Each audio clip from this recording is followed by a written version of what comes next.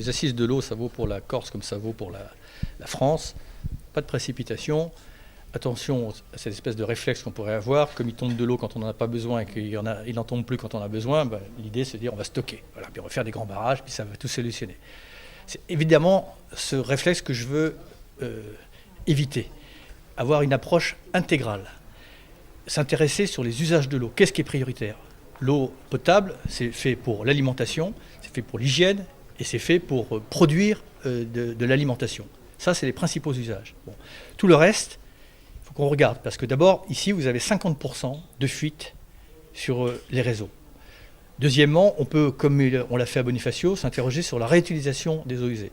Troisièmement, il faudra probablement stocker. Mais est-ce qu'il faut faire des grands barrages ou quelques retenues? Est-ce qu'en même temps, il faut aussi s'interroger sur les pratiques agricoles? C'est toute cette vision qu'on doit faire dans les assises de l'eau. Donc c'est l'objet de cette concertation, avec une approche intégrale. Puis après, on regardera. Il y a des choses qui vont s'imposer. Mais attention, n'oublions pas, l'eau, ce n'est pas simplement une ressource, c'est un écosystème. Quand on met un barrage, en amont et en altitude, on peut compromettre tout un écosystème. Ça m'a été rappelé à juste titre tout à l'heure. Vous avez un taux d'endémisme dans les cours d'eau en France, en Corse, qui sont excessivement élevés. On ne doit pas sacrifier non plus la biodiversité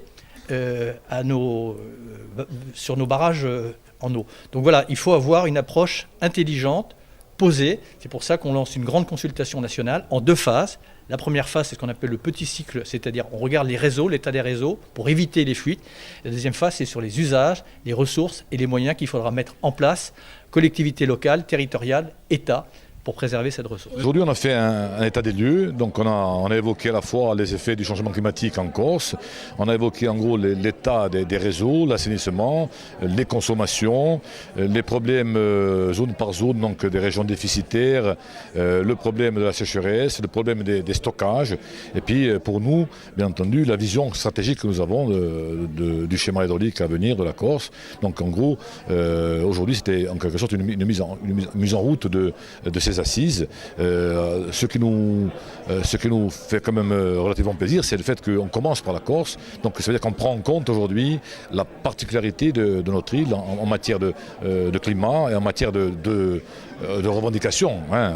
Quand je dis revendications, c'est à la fois essayer de répondre au changement climatique par des aménagements, des financements et bien sûr une réflexion beaucoup plus forte qui porte sur la réforme en quelque sorte et de l'agriculture et de l'appréhension, je dirais, du tourisme. Qu'avez-vous demandé au ministre? Il a pris connaissance déjà des données essentielles qui caractérisent en quelque sorte notre climat et nos demandes et l'état des lieux. Et de cet état des lieux, donc, on demande un effort. Alors, bien entendu, nous n'attendons pas tout aujourd'hui. Je crois que c'est une construction patiente. Je crois qu'aujourd'hui, on est vers un schéma qui va nous porter en gros à 20 ans. On travaille pour un temps qui nous dépasse, comme il dit. Donc ça veut dire qu'on travaille pour nos enfants, nos petits-enfants.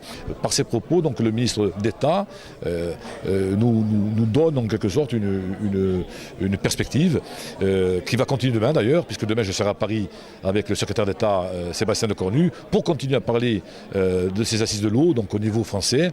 Et je rencontrerai aussi, par la même occasion, les présidents de comités de bassin de France, donc il y en a 6, le bassin corse étant le 7e, pour justement avoir une cohérence, une solidarité et une vision qui puisse porter déjà sur les éléments essentiels de l'équipement, à avoir donc une doctrine commune et en tous les cas une revendication qui soit collective.